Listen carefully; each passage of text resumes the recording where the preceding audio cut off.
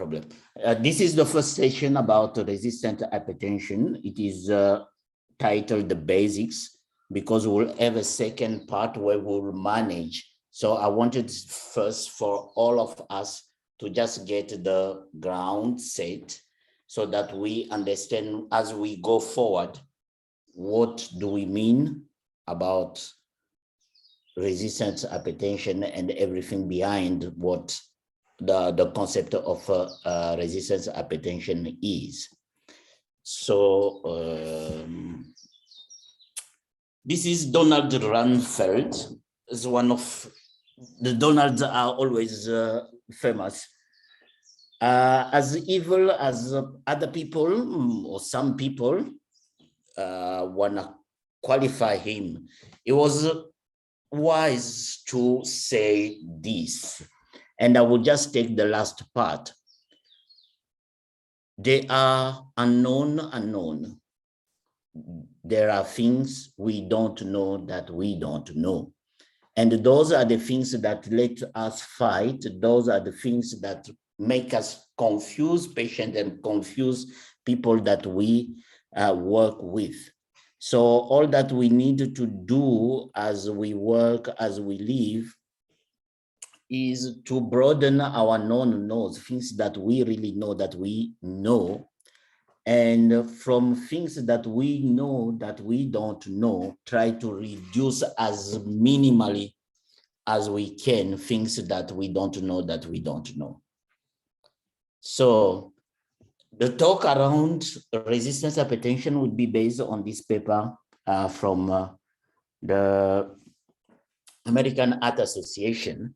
I will forward the paper or the references down there so everybody can download. It's a free paper that is there. And it is the roadmap for most of the knowledge that we need to acquire around resistant hypertension. So we all know how significant hypertension is in South Africa when it comes to natural cause of death. And we also know that it is all about cardiovascular mortality that starts as early or as low as when the blood pressure is just above 115/75. And what is resistant hypertension? It is all about the target first and the treatment that the patient is using. Basically, we consider resistant hypertension when the blood pressure of a patient that is known to have hypertension remain elevated above the goal. And we all know that the goal currently is 140/90 still, but the tendency is that if the patient is tolerating 140/90 and these patients are not older than 65, we might try, or we should try to even go further low, which will be toward 130/80 as a target. But by default, when we say the blood pressure remains elevated above the goal, whatever we will be talking about today will be, it means the blood pressure remains above 140/90. So we have the fact that we didn't achieve the target. Now we flip the page and find out what are the treatments that the patient has been using. So every time a patient has been using concurrently at least 3 drugs of 3 different classes, there are people that will stress the fact that those agents should be of classes that have complementary mode of action, and commonly it is a calcium channel blocker, a ACE inhibitor or ARB, and a diuretic. So the definition is not only the target is not only how many drugs, how complementary those drugs are, but also ideally, these drugs should be prescribed at the maximum or the maximum tolerated dose. It's not only about the dose, but it's also about the dosing. So when we bring up the dosing, it means whenever, for example, furosemide is needed, one should not forget to dose furosemide at a 12-hourly or BD dose, because if you only dose furosemide once daily and the patient happen not to achieve control whenever you assess, that might not be considered to be a resistant hypertension. Another thing that needs to be reminded is not only that we know the target has been missed, we know that the appropriate drugs have been prescribed appropriately, but we need also to exclude that the patient is not taking treatment, because if there is no adherence to the treatment, that should not be called resistant hypertension. And when we go to the numbers, it's not only that they've missed the goal, but ideally they should be missing the goal outside the office setting. So it's not only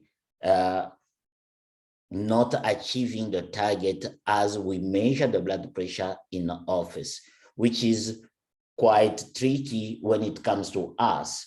And this will, it is a reminder that most of the patients in our setting in public sector as we work will be assessed as query resistance hypertension, because we never meet this last part of the definition, which is that we need to confirm that even outside office setting, the blood pressure did remain elevated above the goal. So, resistant hypertension is also should also be considered every time a patient needs 4 or more drugs to achieve the target. So it's not only about those that didn't achieve the target, it's also about those that achieved the target, but they needed to use 4 or more drugs. So that's basically, whenever we make an assessment, we should be used to say a patient has resistant hypertension control. It means they've used 4 drugs and they are controlled, or we should be making an assessment of resistant hypertension and uncontrolled. It means they use 3 drugs or more and they are still not controlled. And I didn't put that in the topic today.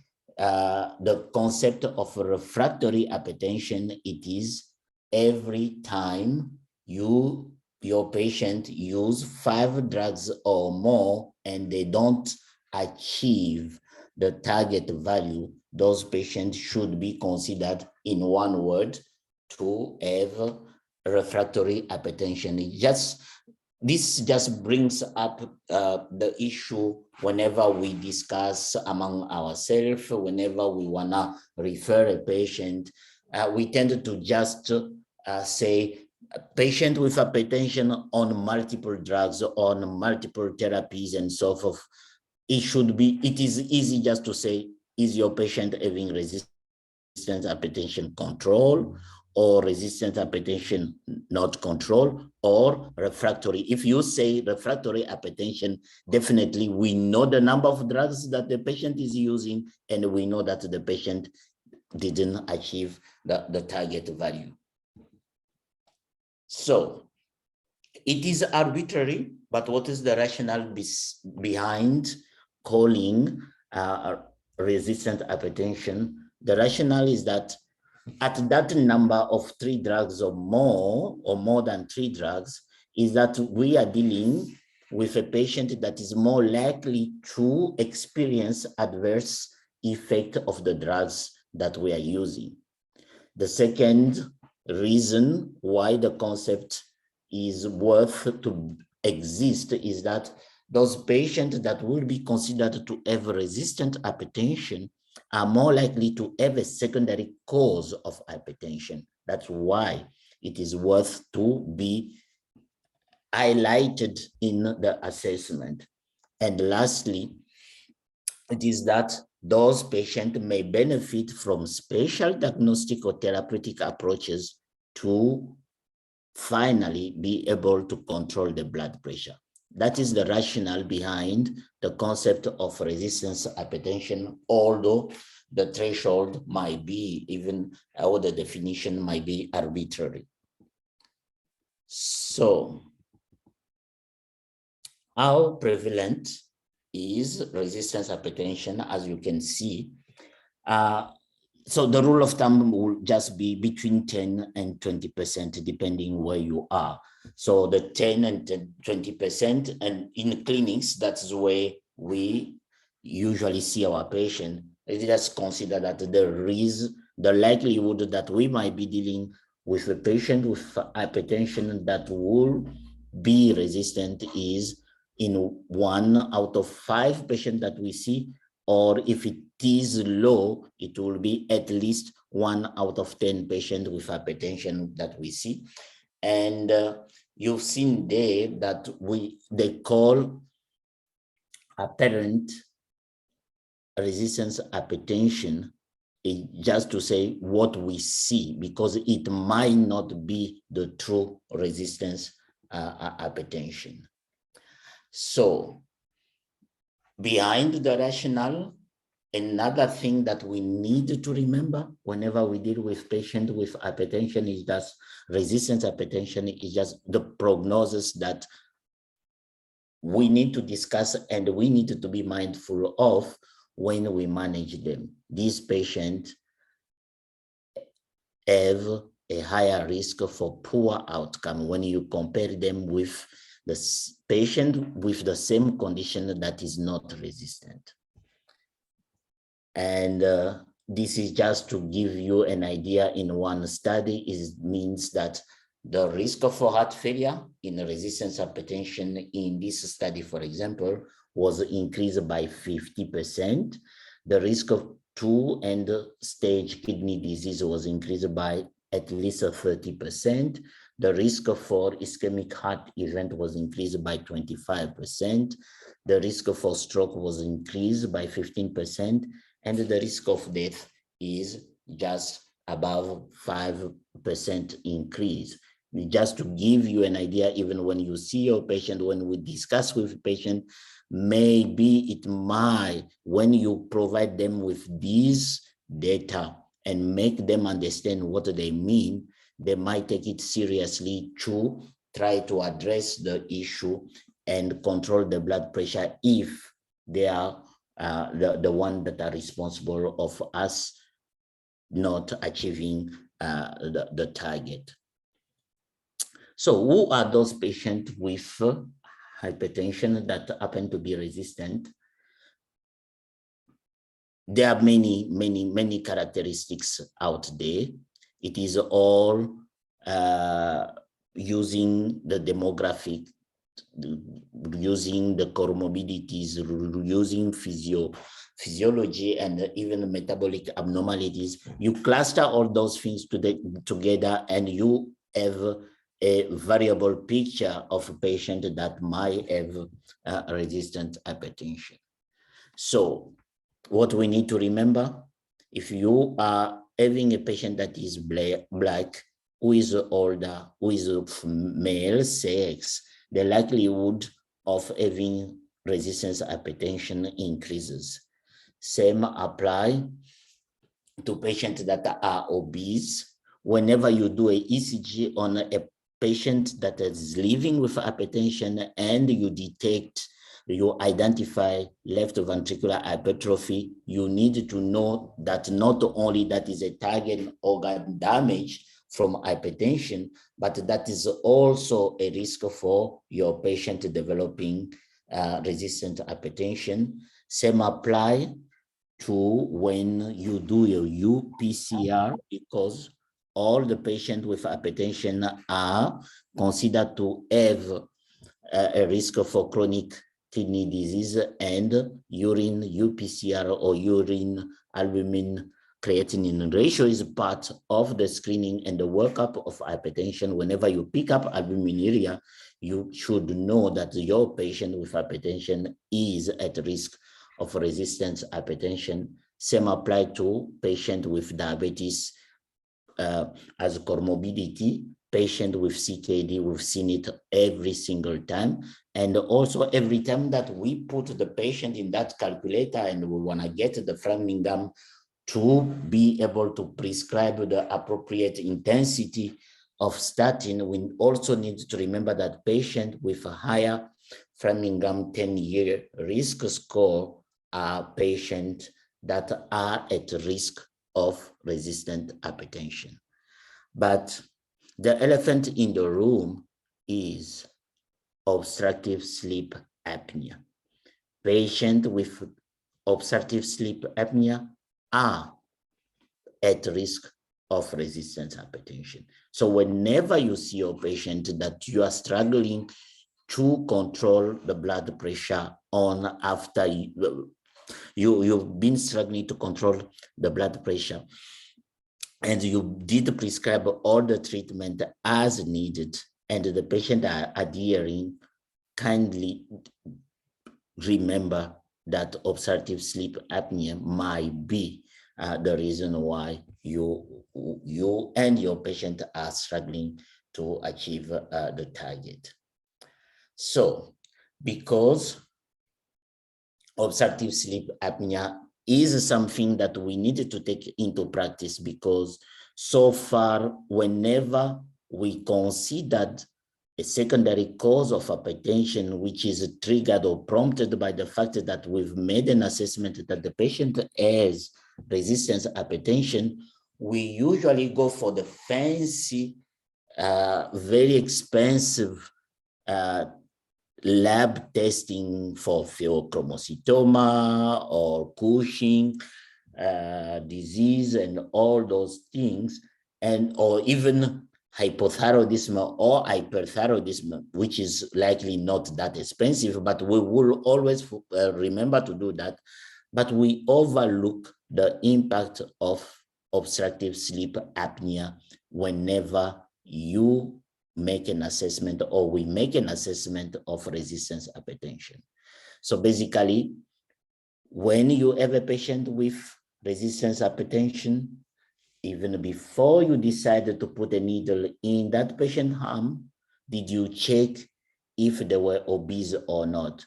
But the caveat here is that people would need to be aware that one can have obstructive sleep apnea even without being obese. But the obese your patient is, the higher the risk of obstructive sleep apnea. How many times after we've cared about the number that are coming from the BP machine, did we pull up a tape and measure the patient neck thickness? Because the neck circumference can give you an idea that there is a likelihood that your patient resistance hypertension might be related to obstructive sleep apnea. Malampati is not only for us to tube or know how difficult tubing our patient will be. Malampati can be a window into obstructive sleep apnea and explanation for resistant hypertension. Then there are a list of questionnaire and scores that we need to accustom ourselves with whenever now we remember that OSA is a cause of resistant hypertension and might be the cause behind our patient, the patient in front of us that is experiencing resistant hypertension. And yes, those are the screening tools. The screening tools should not prevent us whenever it is possible to test for obstructive sleep apnea, mainly by offering polysomnography to our patient. Those who have medical aid who can do it should be sent to that.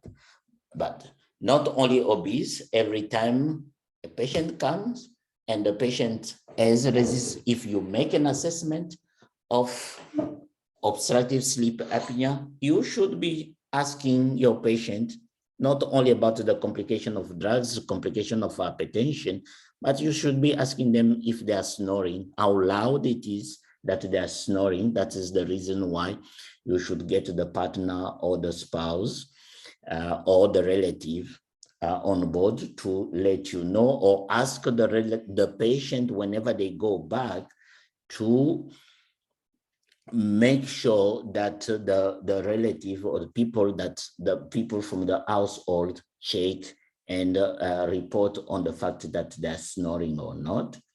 Morning headache in the morning when they come to us might not only be because they have resistance hypertension, but it might be an indication that they are having obstructive sleep apnea. Same apply to patients that come and you need to inquire if while watching TV they can stay awake or not, if during a meeting they can stay awake or not. Those are the things that will help you, together with the partner report that they are choking or gasping for air, that will help you decide that you might be dealing or your patient might be dealing with obstructive apnea.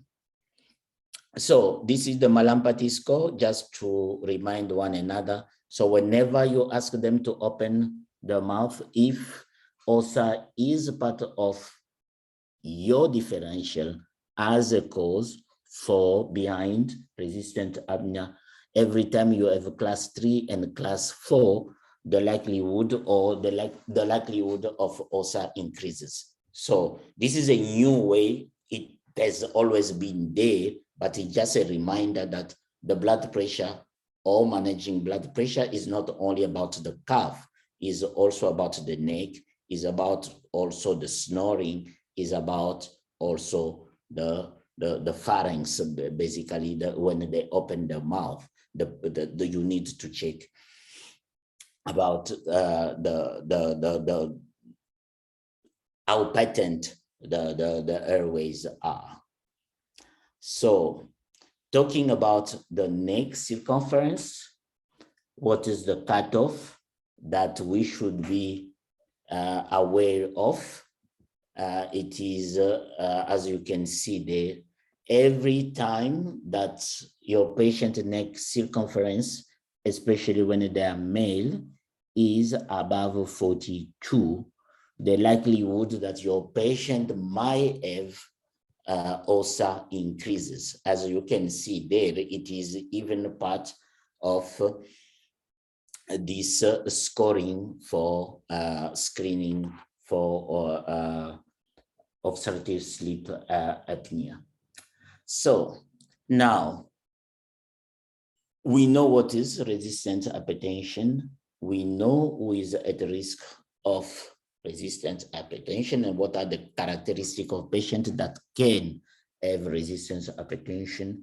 We have now just reminded one another that long before we put a needle, there are things that just by mere inspection and inquiry by question, we can pick up that will help us pin down one of the reasons that our patient might be having resistance hypertension. Again, as we say, it is about clustering. It doesn't mean that a patient with OSA will not have CKD, or a patient with CKD will not have diabetes. So you can, or a patient with CKD might not be obese. So we need to keep that in mind.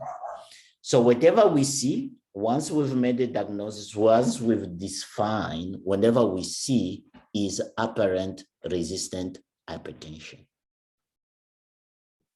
We don't yet know if it is true resistant hypertension. So basically, our assessment in our setting, because we cannot rule out for every single cause of pseudo-resistance, should be by the book. Now that we know, if we refer to the document that we are talking about today, is that our assessment should be assessment apparent resistant hypertension, because the true hypertension that is resistant is only when you rule out pseudo-resistance. And taking out of apparent resistant all that is pseudo means or require that we make sure that we rule out any inaccuracy in the BP measurement.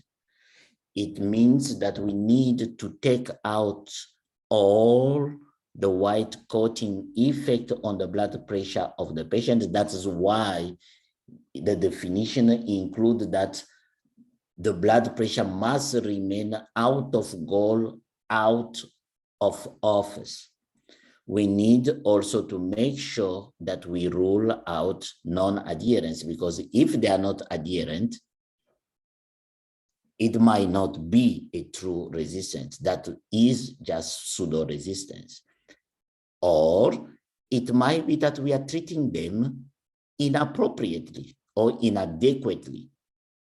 If you undertreat your patient and they don't achieve the target, you cannot call it resistant hypertension. Just to give us an idea of everything, this is in one study, as you can see there, as causes or prevalence of causes for pseudo-resistance, as you can see, medication and non-adherence, because it is always easy for us whenever we see a patient to gun down on the patient. Medication non-adherence was under 40%. White coat was just above 30%. Inaccurate BP measurement, it is also around just above 30%. But check what was the proportion of people that were undertreated. It was more than almost 70% of patients that had under treatment. So resistant hypertension is just to reset our mind. It is easy to go for the patient, but our measurement is, this morning we had a patient with heart failure that came to us who had an arm circumference that was not even more, I don't think that arm circumference would have been more than 20 or even 17 centimeter, but we only had a huge cuff for her. So unfortunately for her, it will report the blood pressure. What would make the blood, the treatment for heart failure may be difficult, but that apply also when we have obese patient and we use small cuff. So it is not always about the patient. It might be about us. We need to remember that. And it is about us whenever we prescribe suboptimal therapy. In this study, as you can see there, for patients that had 3 drugs or more to treat the hypertension, among almost 50,000 patients, only half of these patients had optimal therapy. So our prescription can fuel resistance hypertension or apparent resistant hypertension. This is, again, something that we need to remember. We think that maybe because the patient has been coming to us, they are used to us now, they've been coming to us for years. And so there is no way that, or there is a little impact of white coating on them. which is not true. And white coating is even higher in patients with resistant hypertension, as you can see there. So these are the patients with resistant hypertension. Almost 50% of them, when you see 18 months, it is 100, almost 100 out of 200 patients there. As you can see, 50% of them still experience white coat effect. 1 year, 6 months down, being into care. So we need to value this. Whenever we decide or we want to label our patient to have resistant hypertension, we need to make sure that the white coating effect, the white coat effect has been taken care of. And that is why the new definition stresses the fact that not only it should be off target in office, but it should also be off target out of office. Talking about accurate measurement, I think that I did put this picture in one of the meeting in the morning. It was just to tell people, if you had to pick up one of these BP machine to accurately check your patient blood pressure, which one would you go for? If there is somebody that can come in and tell us, it will be useful. Is there somebody willing to jump in and tell us which of these BP machine they think or they will prefer to have, or which one they hate to ever use on their patient?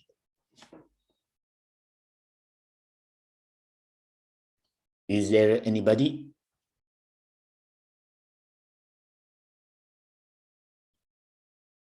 I don't see you. I don't know you. You can talk. I'm not checking on the chat. Is there somebody that can? Any machine that you would rather prefer to have, that you'll ask Dr. Adene to buy for us, or to make sure that it is always available?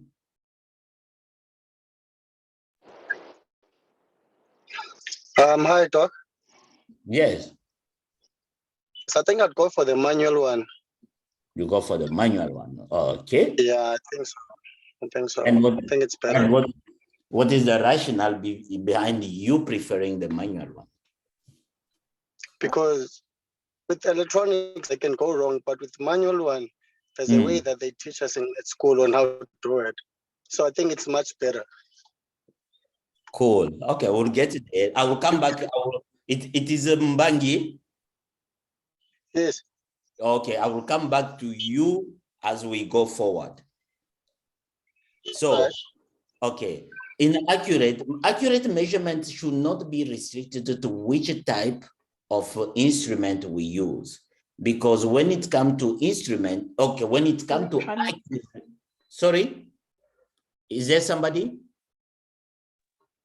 Hello? Is there somebody who want to say something?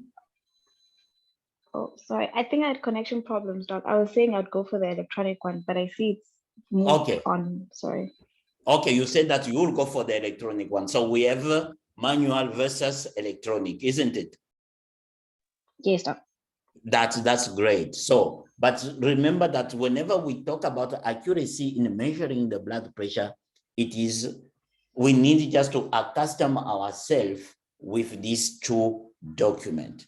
So I will, again, after the meeting, make sure that not only the resistant hypertension document is shared among us, but also this key document about how do we measure the blood pressure in human being is shared among us. So what we need to remember is that what will make a difference, what will make us have the closest to what is accurate or the most accurate blood pressure measurement is if we stick to the standard set by this document.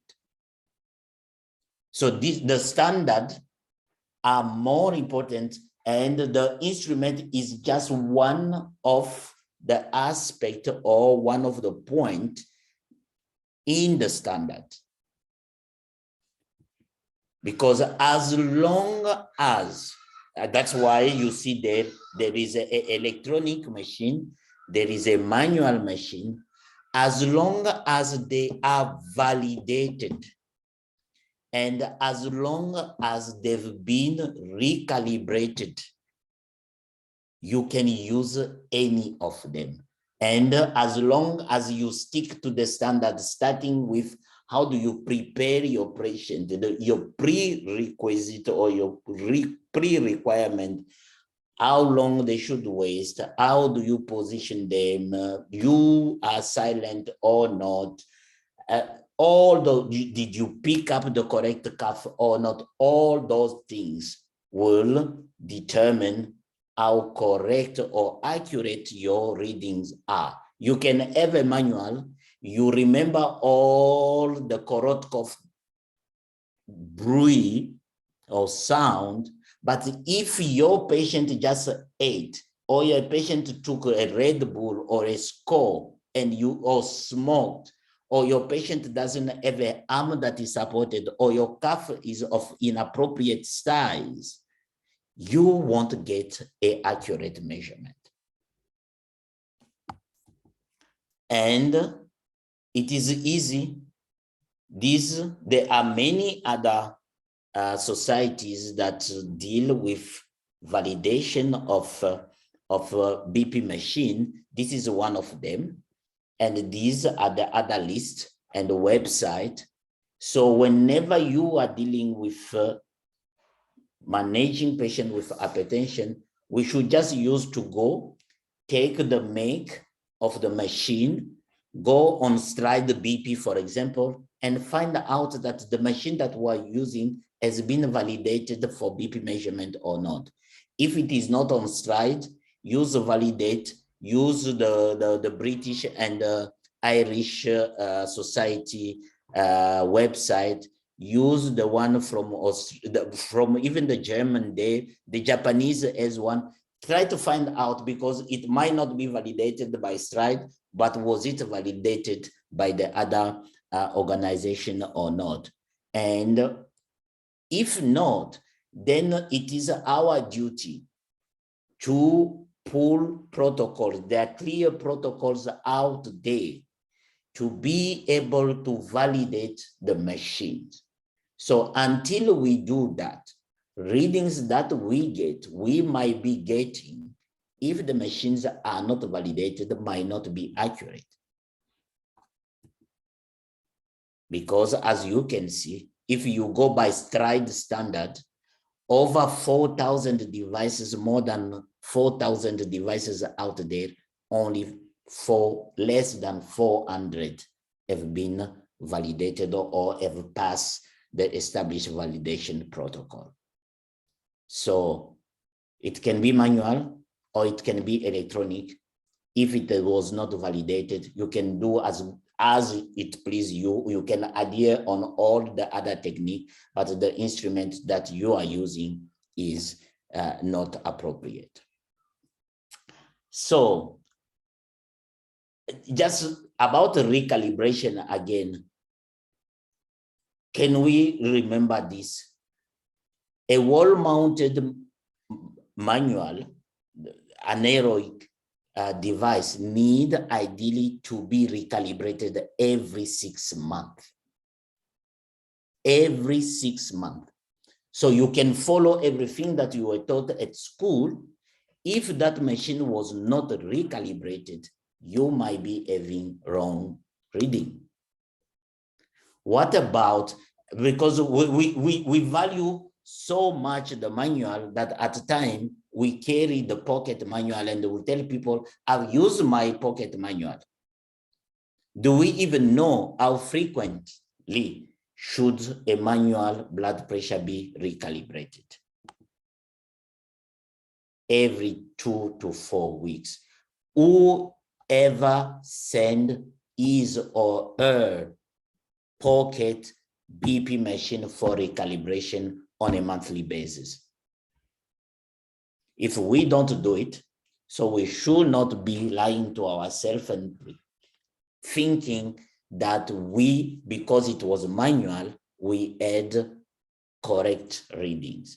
Because whenever you move them around, they are prone to being disturbed.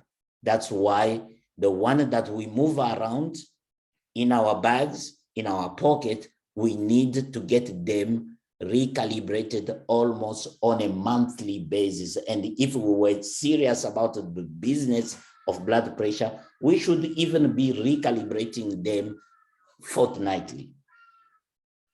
The electronic one are based on the manufacturer specification, usually need to be recalibrated on a yearly or 2 yearly basis.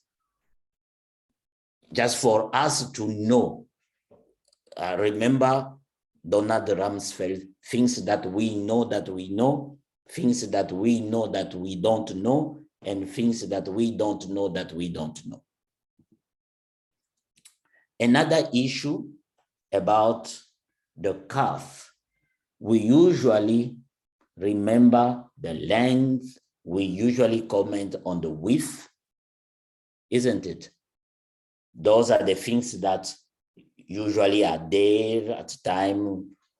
You can measure and get the blood dimension that is appropriate. Can I just ask something? Do you see that cuff? The cuff has markings. Which marking do we ever check and use for accuracy of measurement? Whenever you pull, there are cuffs like this. I'm referring to, okay, let me not tell you which marking I'm referring to. Can somebody tell us what are the critical markings on that cuff that we need to know about and use for accurate measurement of the BP? Somebody? Do we care about the markings? The one I can remember now, Doc, is there is a marking within the cuff that is showing different sizes and different weights of people. So that one is also showing length, if I remember correctly. That's the one that I usually, I used to use at the time when I got to the system of getting used to the colors of the cuffs now, to be honest. But at first I used to look at those measurements that, okay, this one is less for this one, this is for children, this is for medium height people or people of a length of this much. But now I've gotten used to looking at the colors that if it's children, it's most likely green, medium weight people is around navy. And then if it's obese people, it's usually around maroon. So those were the markings that I can remember at the top of my head that I used to use. But do we appreciate that you can have a child that is bigger than us, adult? Yes. So if you go by age and color, you might still. Can I come in, Doc? Yes, Bangi. I think I've seen cuffs where there's an artery mark for it. That Remember, is with the BP cuff, I think we focus on the brachial artery. So I think we do have cuffs that focus on it. That the brachial artery should be on this marking. So yeah, we do use that. I've seen cuffs like that. Yes, you see between 2021 and 39. That is the marking for the brachial artery. Normally, that is where you should, whenever you position.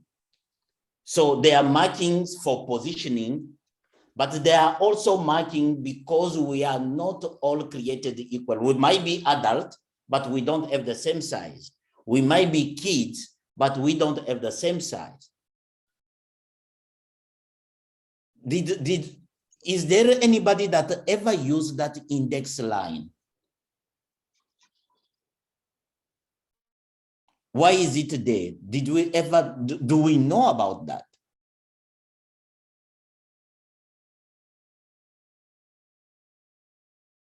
So it is important and it is a blessing that finally they are putting the nice cuff comes with the index line and the range interval.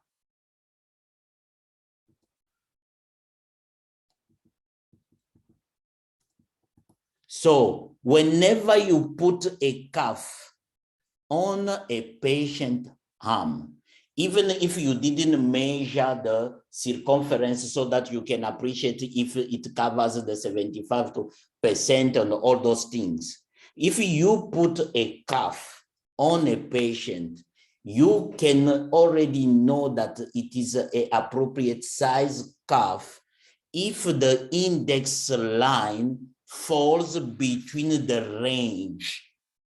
You see on top there, that arrow, there are lines there. There is one line. If you tomorrow you can go back and check the curve, you will see that there is like a range with an interval. So whenever you put the cuff on your patient, for it to be appropriate, the index line should fall between the extremes of the range. If it is way beyond, it is wrong. It means the cuff is too big. If it is behind, it means that the cuff is too small. Those are the things that we need to remember that are easy to do than the Korotkov Breuil sound. But there is also the shape. How many times did we even care about the shape? 3 out of 4 patients that we deal with that are female will happen to be obese. 1 out of 2 patients that are male in South Africa will happen to be obese. And every time the arm circumference is above 40, a cylindric rectangular cuff, the one that we have, will not give you accurate measure. That's why they are patients that should ideally use, every time the arm is above 40, the shape of the cuff. So the cuff is not only about the length of the bladder. The cuff is not only about the width of the bladder or the width of the cuff. The cuff for accuracy should fit by using the correct shape. Otherwise, you get wrong readings. That is a conic shape. As you can see, it is not straight. When last did we see? Did we even see this in our setting? Never. How many patients that we deal with has an arm circumference that is way above 42? So we have the duty now to go back to the management and ask them, you want us to measure the blood pressure properly, you should provide us with the correct cuff. And talking about cuff, how many times did we take a cuff? We have, I think, 2 different brands of oxyometric machines in the department. And we move around cuff across machines. That should not be. You cannot interchange cuffs among machines, even if it is the same brand. It is the cuff for that machine, different size for that specific machine. You cannot, we are disconnecting a cuff from, we don't even know which cuff we are using on the machine, from which machine it came from which brand it came from. And those are the things that we need to care about to get accurate measurement. As you can see, to get accurate, we need to know how to properly prepare our patient, to use the proper technique, to get the proper measurement that are needed. not only for diagnosis, also for treatment. Remember that we are talking about resistant hypertension. So if we get the number wrong, we label our patient wrongfully. And we need to properly document those accurate readings. And there is not one number for the blood pressure of the patient in our setting based on what South Africa have chosen. We should average the reading, and it doesn't end there. We need to provide these readings to the patient verbally and in writing so that they know exactly what was the blood pressure. Now, let me go back to Mbangi. Mbangi, tell me, how fast do you deflate the cuff when you are using a manual? Hey, how fast and how slow do you deflate it? Yes, for it to be accurate, you need to stick to a particular rate of deflating. Yes, at which speed? Let me just say, it should be slow, very slow, so that you can hear the correct coughs. That's all I can say, right? That is the rate. So if you don't do this, you can have a manual, you might be getting the wrong reading.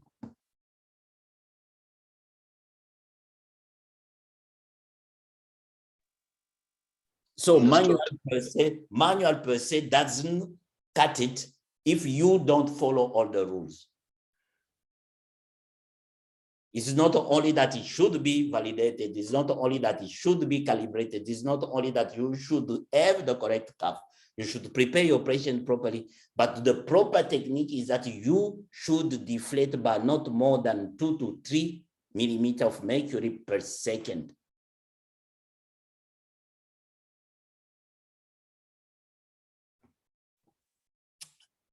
We spoke about the accurate measurement. It is average, and it is average of the 2 from 3 measures.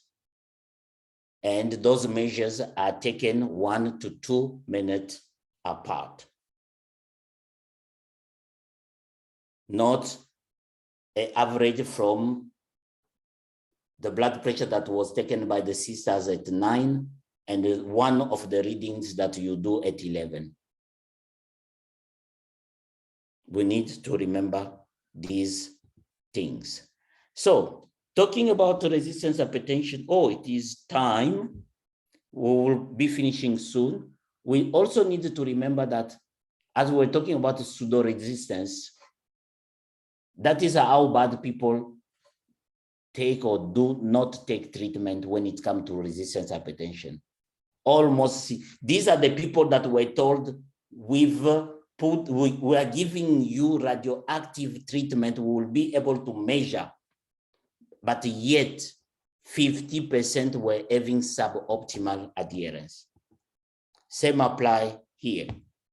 So whenever you see resistance hypertension, is it truly a resistance hypertension, or is it just because the patient didn't take the treatment?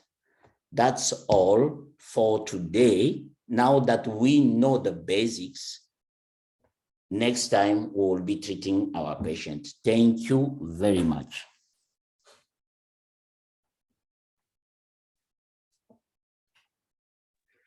Thank you so much, Dr. Kayembe. Thank you so much for that the beautiful presentation. I think now we're going to open for questions if there are any.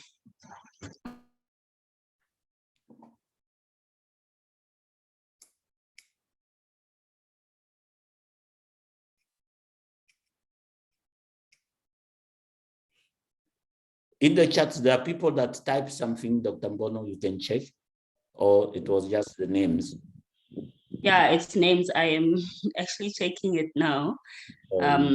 Yeah, it's just names in the chat.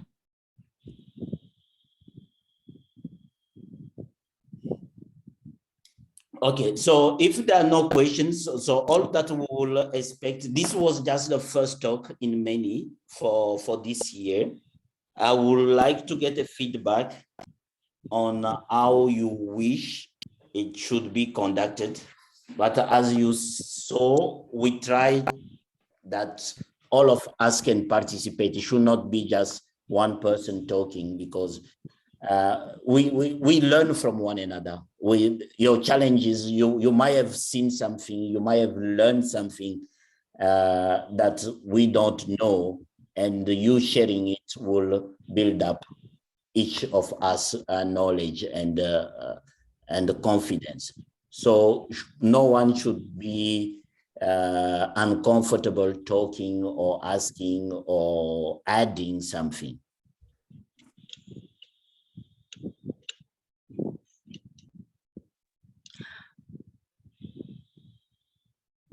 So, Bono, you can, it is 7, so we need to stick to time. If there are no questions, then we will meet next week, and the next week we will be able to manage the patient from, and not only prescribing treatment, but trying also to work the patient up for secondary causes. All right, thank you. Thank you, Dr. Kayembe, once more, and thank you guys for making time.